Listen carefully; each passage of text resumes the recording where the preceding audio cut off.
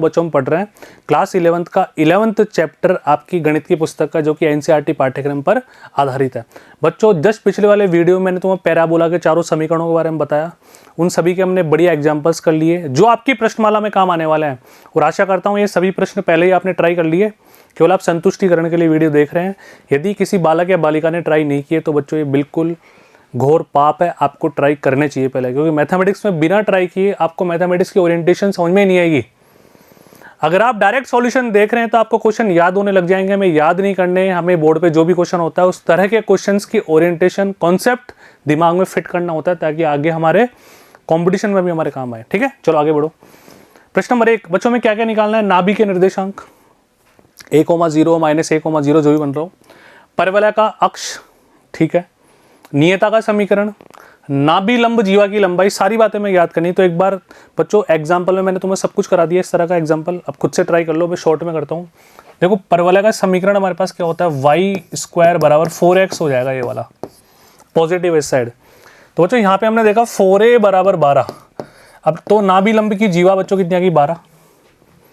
a का मान यहाँ से 3 आ गया, तो नाभि के निर्देशांक बच्चों क्या हो गए, 3,0। सोचने वाली बात ही नहीं है कुछ, ठीक है। नियता का समीकरण बच्चों, नियता का समीकरण हो गया x बराबर -3।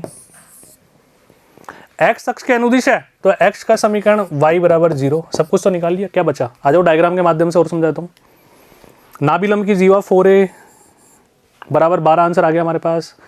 इसका समीकरण y बराबर 0, नियता का x -3, नाभि लंब की जीवा की लंबाई 12, नाभि के निर्देशांक 3,0। एवरीथिंग तुम्हारे सामने है, कोई समस्या वाली बात नहीं है।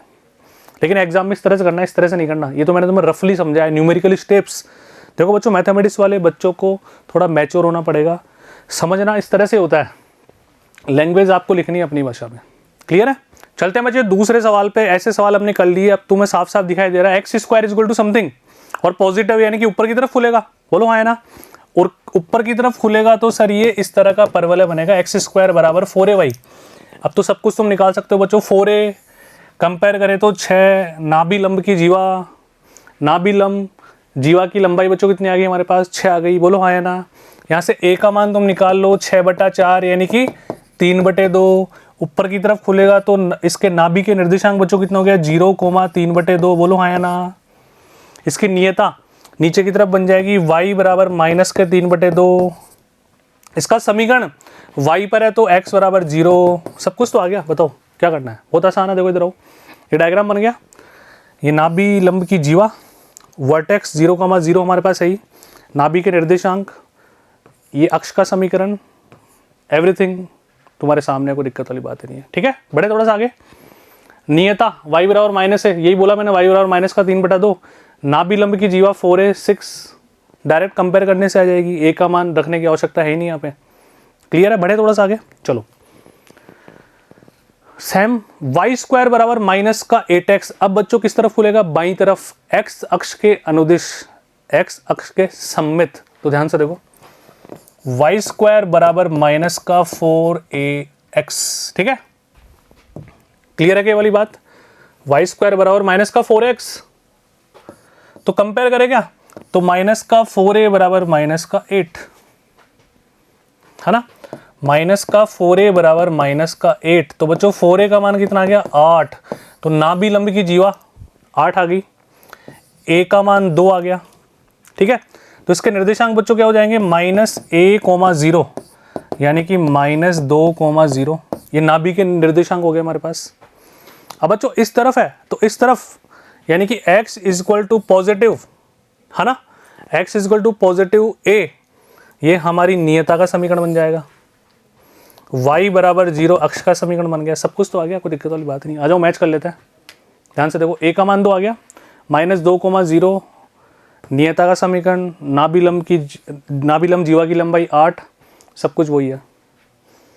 कर लोगे ना, तो बहुत आसान है नहीं बातें। तो वो चारों डायग्राम बस मन में दिमाग में फिट करो, हमेशा के लिए सब कुछ क्लियर है। एक और क्वेश्चन, x² बराबर -16y, नीचे की तरफ, ठीक है, y अक्ष के अनुदिश है। तो x² बराबर -4ay, कंपेयर करें तो -4a बराबर -16। तो बच्चों 4a का मान तो 16 आ गया। नाभि लंब जीवा की लंबाई 16 आ गई। ए का मान 4 है, तो बच्चों निर्देशांक 0 कोमा माइनस है, हाँ तो माइनस का 4। नियता बच्चों, नियता पॉजिटिव हो जाएगी। नियता का समीकरण y बराबर 4, अक्ष का समीकरण x बराबर 0, सब कुछ तो है। आ जाओ देखो, ये आ गया नियता y बराबर 4, निर्देशांक, अक्ष का समीकरण और ये 16, नाभिलंब जीवा की लंबाई।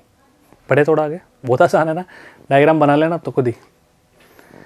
वाई स्क्वायर बराबर 10x, अब तो खुद ही कर लो बच्चों, समझा दूँ इसी में। वाई स्क्वायर बराबर 4ax, तो 4a बराबर 10, नाभिलंब जीवा की लंबाई 10 आ गई हमारे पास।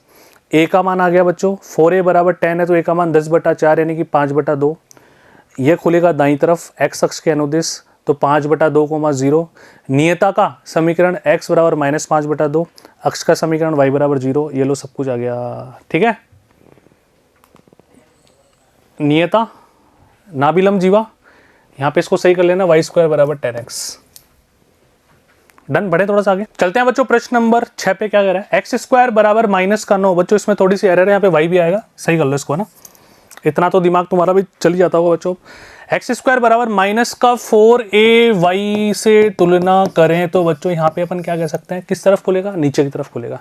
तब तो कर ही लोगे ना। तो देखो 4a बराबर 9 आ गया हमारे पास, तो नाभिलंब जीवा की लंबाई 9, a का मान 9/4, तो यानी कि नाभि के निर्देशांक 0 कोमा माइनस का 9/4। नियता का समीकरण y बराबर 9/4, अक्ष का x बराबर 0। ये लो सारी बातें निकाल ली, आ जाओ देख लेते हैं यहाँ पे। ये आ गया, अक्ष का समीकरण आ गया हमारे पास, नियता का आ गया, और ये हमारे पास नाभिलंब की जीवा आ गई। तो बच्चों इस तरह से हमने बेसिक बातें पढ़ी। हमारे पास एक डेटा गिवन था जिसकी हमने चारों परवलय के समीकरणों से तुलना करी।